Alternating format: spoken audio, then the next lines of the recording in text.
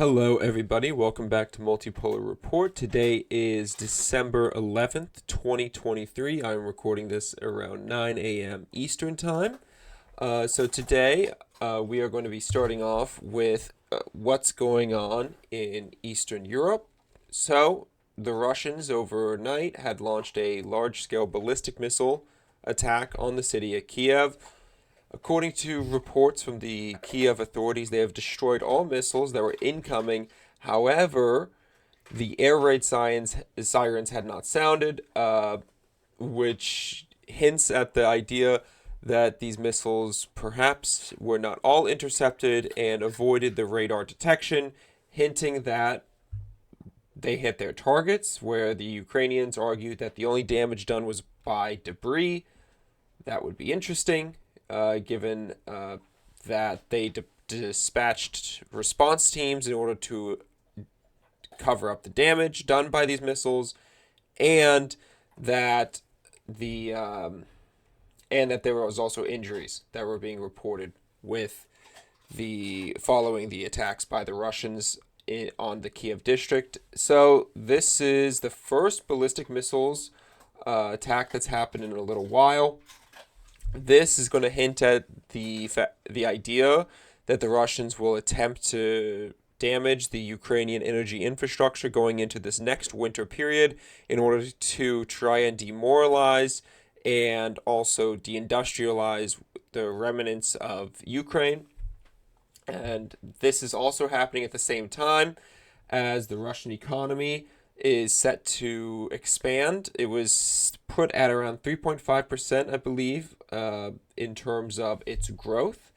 However, that being said, there are growing the critics of the Russian economy, particularly in the West, which have not necessarily been the most on point throughout this conflict, where they were at first saying that the Russian economy was going to collapse. It had collapsed. It is going to collapse once more. It is that it's going to the sanctions, that they can't sell anything. Well, now the issue is that the Russian economy, because of its militarization, is on course to overheat, where inflation is going to grip and destroy the Russian economy, where according to Medusa, the Russian inflation rate is 7.5%, and that the Russian economy is going to be overheating. Where in 2024 there will be a crash in the economy or slowdown, which will then bring about the demise of the Russian economy. This pitch, in my opinion, is not going to doesn't have much credibility. The same people that said the Russian economy was going to completely collapse in 2022 and then in 2023 are now saying that it's going to happen in 2024, except the Russian economy had expanded to fill the domestic void, the domestic demand, which arose due to the sanctions war against them. And now they have a relatively circular economy going into a period where the price of energy commodities is expected to increase overall. The Russians have been carrying out this conflict, with the exception of the first few months going into the summer of 2022, with the price of oil being relatively low, given that they took a major commodity supplier like Russia off of the market, where, as this graph shows from MarketWatch, the price of oil, going back 3 years to date, peaked around June, of 2022, where it was $120. And today, you can see it's at $71, which is within a $15 average, roughly, of the post-June period of 2022.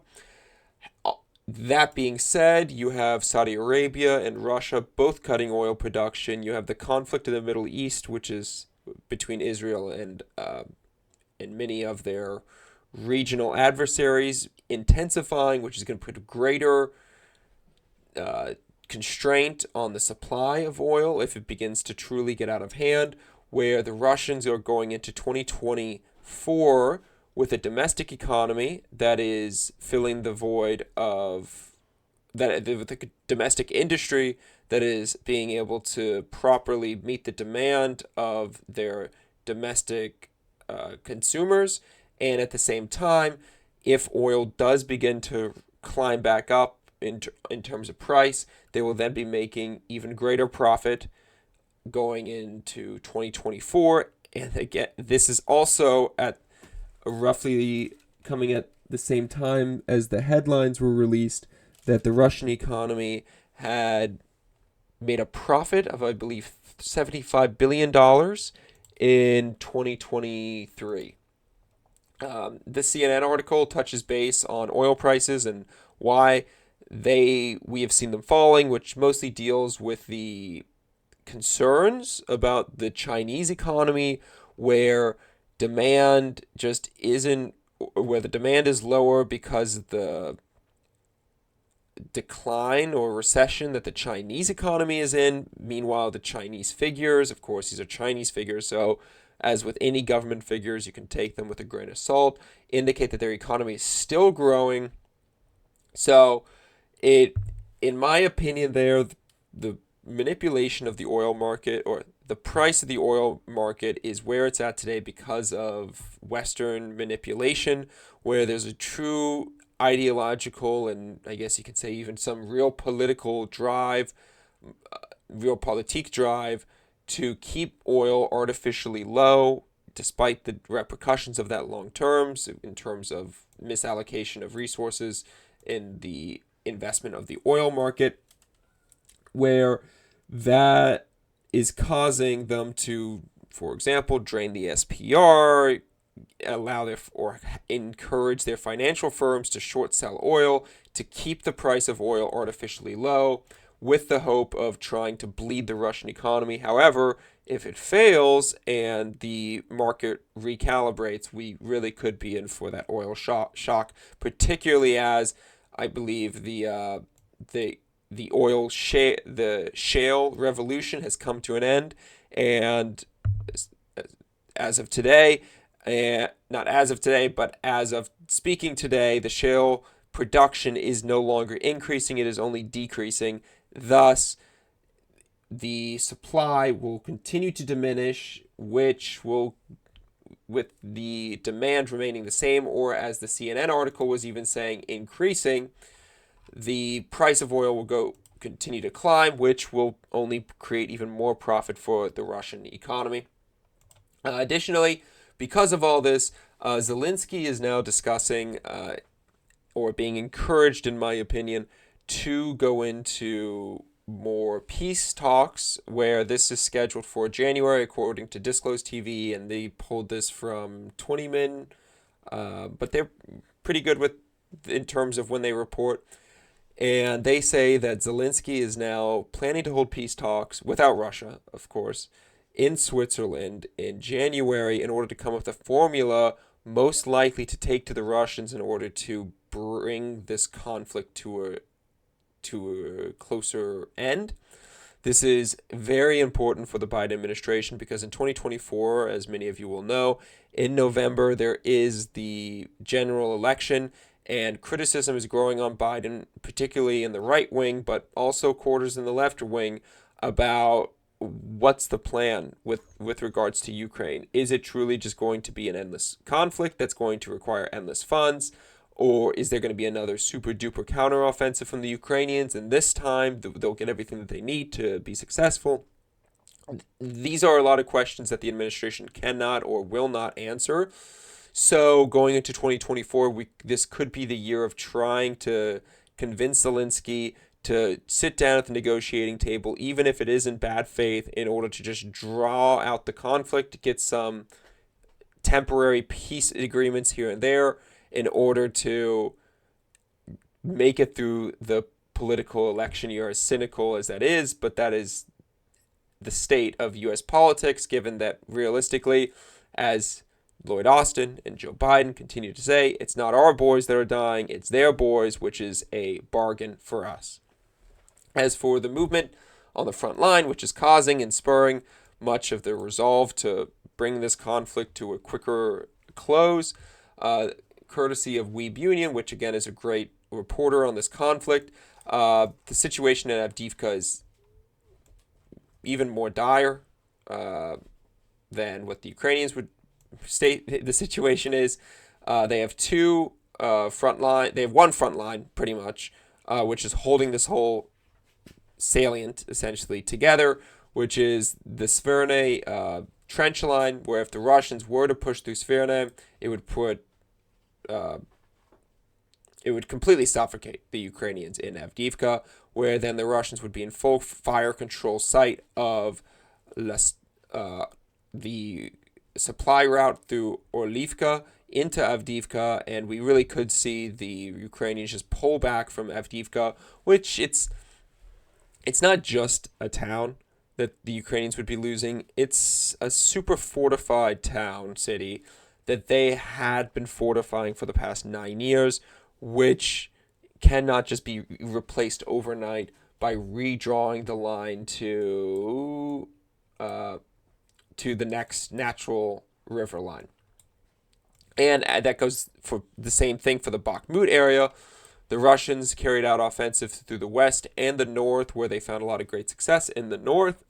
And we could be in the early stages of the fighting retreat back from the Ukrainians to Chasiv Yar in order to try to rebuke or refortify their lines with this river to try to hold the next area. But again, it's without more Western equipment coming in and without more, I guess you could say, a big bulk of manpower being called up, the Ukrainians are on borrowed time, which does not pose well for them going into 2024, where there's a political election in the United States, which will put pressure on the Biden administration to, if not abandon the Ukrainians, at the very least tell the Ukrainians to get in line to some degree or another.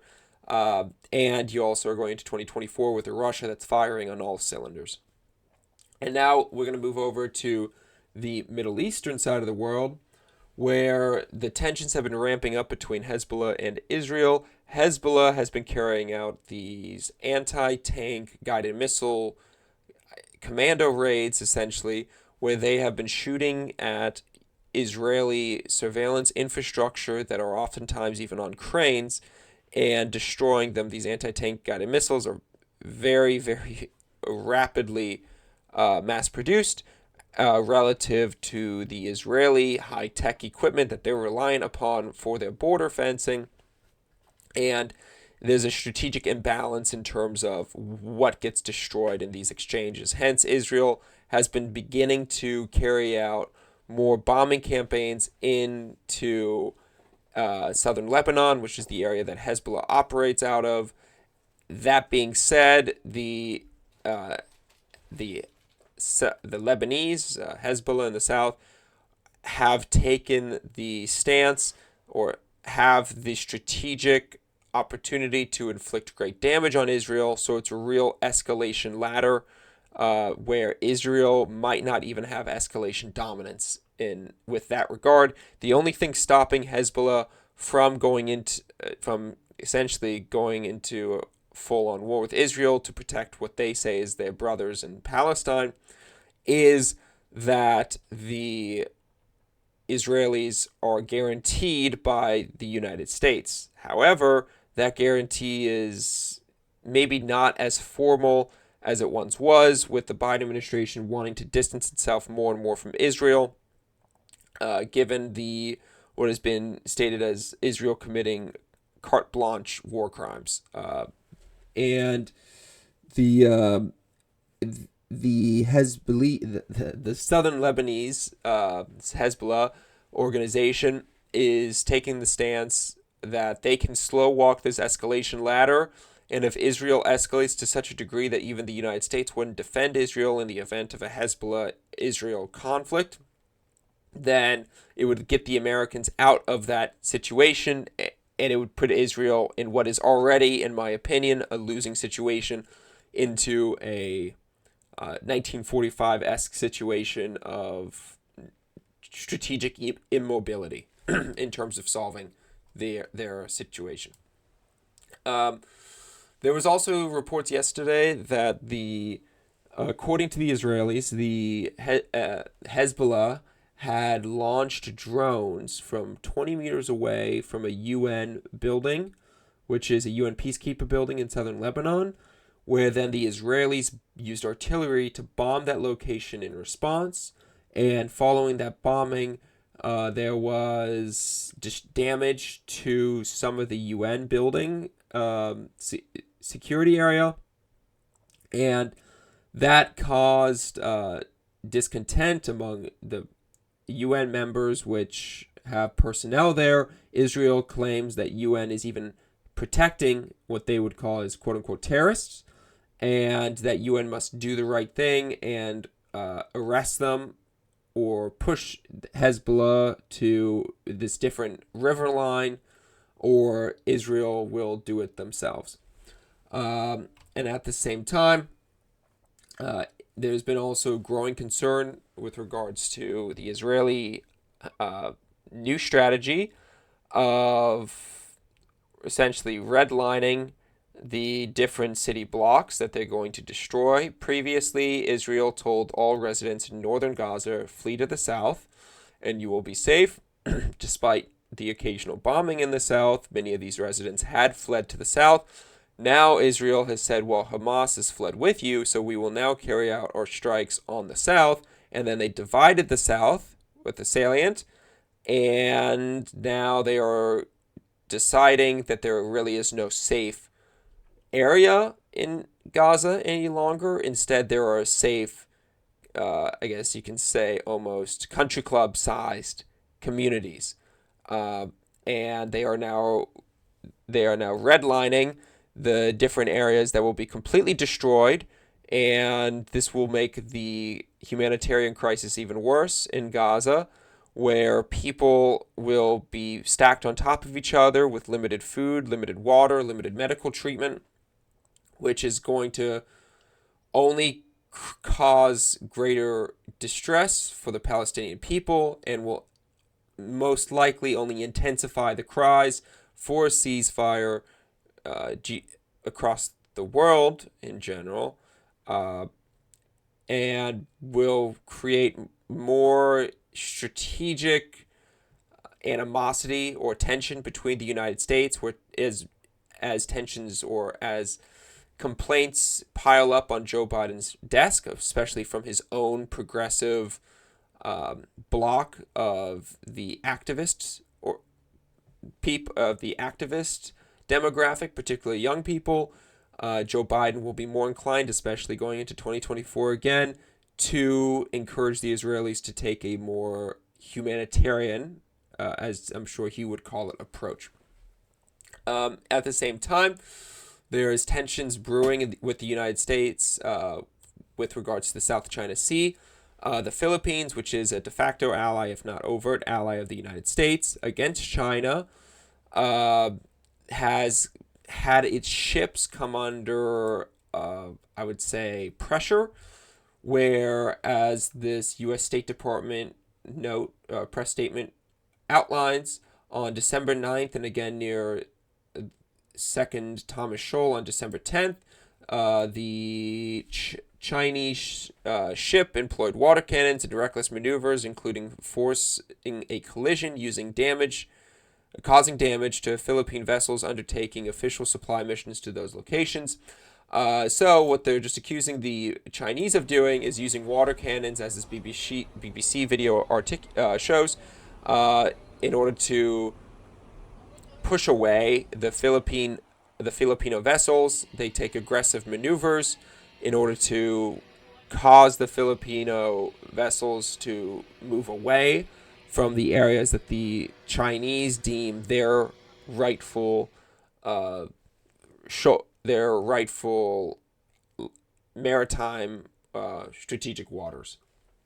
And this could easily be, I'm not saying this specific event, but this kind of confrontation could easily be the thing that triggers tensions to boil over in the South China Sea, where it's not even a Chinese vessel attacking an American frigate, because that would be a very overt action. It could very well just be Chinese vessels taking these water cannons to the Filipinos reacting with a military response, even if it's on an individual level, which could easily spiral things out of control in a region that has many, I guess you can say, boiling frogs in the water. And at the same time, the Chinese would have some strategic initiative to act as the defender in this conflict, where the U.S. would be very hard pressed to be able to call for European assistance with this if it's over the Filipinos, and at the same time, the U.S. is very stretched thin, given that there's a conflict in Ukraine that the U.S. is fighting with, or fought, maybe still fighting with full force. There's the conflict in the Middle East, which the U.S. is preparing very tentatively and anxiously for a potential regional conflict to boil over there. And there is now this conflict, or this, I guess you can say, imminent conflict that we can see in the horizon with regards to a rising China challenging the U.S. hegemony outlook of U.S. dominance in the Pacific. And at the same time, wouldn't be a kind of world in conflict without South America getting involved too, where, as many of you guys have heard, the Venezuelans, according to Maduro, who is the president, lay claim to, I believe it was 70% of Guyana's territory. This territory is rich in natural resources, particularly oil and natural gas. It has a lot of close Guyana's territory area. That territorial area has a lot of close connections and economic ties with the West, where oil companies are working to develop that area. And now Venezuela has claimed this territory. There was a referendum on the 3rd of December where, according to the Venezuelan authorities, I believe it was upwards of 80 to 90% of people stated that it is time for the Venezuelan government to exert its rightful claim over this territory. And Guyana, which also has many foreign, I guess you can say, legions between the French Foreign Legion and also Southcom, has a strong presence in Guyana, despite Guyana itself not having a powerful military at all. I think it's roughly 4,000 people with pickup trucks listed as equipment. And the Guyanese, if that's the proper terminology, are feeling very threatened by this posturing by Venezuela, given the fact that the U.S. is already so stretched thin that Brazil and other Caribbean members, as pointed out by the AP, are encouraging Guyana to undertake negotiations in order to try to avoid a conflict. Brazil, this is the perfect role for Lula. Lula has affinity, or I would say warm relations, at least warmer relations than you had with the previous Brazilian president, where he would not be preferable at all to try to use hard power. And even if Venezuela did go in militarily into Guyana, there are very strong question marks about whether Brazil would even bother to intervene in this regard, or if they could try to score some diplomatic points, especially economic integration with the new oil and gas reserves that Venezuela could be able to add to their own economy. That's where I would view Brazil's position on this being, that if Venezuela were to take those reserves, then the Brazilians, in order to turn a blind eye, at least unofficially turn a blind eye, then they would be given exclusive rights to some of that oil and gas reserves, or at least at a very discount price, similar to the German and Russian relationship prior to the events of the Russo-Ukrainian conflict. So, going forward, the thing to keep an eye out for is certainly going to be if there is going to be a collapse in Ukraine, particularly with regards to the current political establishment in Ukraine, and how many bodies they can push to the front line, the Ukrainians, given the fact that there does seem to be a collapse in morale and war enthusiasm in Ukraine, and the U.S. can send the weapons they want, but if there's nobody holding them, then that's a problem. And the U.S., an additional thing to keep an eye out for is the fact that the United States is in a deadlock in order to send an additional $60 to $70 billion to Ukraine. And Vladimir Zelensky is now traveling to the United States tomorrow on Tuesday, on December the 12th, in order to meet with Joe Biden, but I would put meet with Joe Biden in quotation marks, where he is more or less there to apply pressure onto the Republican lawmakers to try to whip them in line and be there for very emotional reasons, to tell them to pass the bill in order and forfeit their political maneuvering to get border funding with the bill at the same time. And obviously in the Middle East, it's going to be all eyes or to keep a close eye on what's going on in the north. There are reports that the Israelis had taken close to, I believe, 4,000 or 5,000 wounded, I believe, at this moment in time, at least. Maybe I think it was actually close to 6,000 to 7,000 wounded. And that would put their death rate maybe around 1,000 to 2,000, which would leave them in a very dire situation if conflict were to arise from the north, where just, again, Israel's position here is absolutely terrible, where the U.S. is not able to provide the necessary political and diplomatic and military cover for Israel, and Israel is, in order to reestablish quote-unquote deterrence, to maintain their own existence, the Israelis would need to take very harsh actions against many of these regional actors that are going against them, but overall, the Israelis cannot conduct that activity since the U.S. is not providing them with all the necessary political cover to do so. Philippines is just going to be a kind of a slow burn, or maybe even a bang situation. It won't be, the Philippines takes a response to a Chinese ship shooting water at it. It'll again be more on the individual platoon or squad level, where somebody retaliates and it can cause the whole thing to spiral out of control, where then the Chinese would have the upper hand in terms of escalation dominance, where then the U.S. would be hard found to call upon global allies to combat China, which it wouldn't be able to do if it was, again, started at least with bloodshed through the Philippines. And this is going to be a slow roller where you really could see the passive integration of Guyana into Venezuela, maybe even with Brazilian help, in order to redesign the political landscape of South America. So, if you like my content, please like and subscribe. And in terms of reaching out to me or touching base, please leave a comment on the video if you enjoy my content, and you can also follow me on Multipolar Report, Report spelled RPT, on Twitter, or now known as X, and I'll try to be much more consistent with my upload schedules, but if you enjoyed it, I'm happy, and I'll be touching base with you guys in the next one. Talk to you later.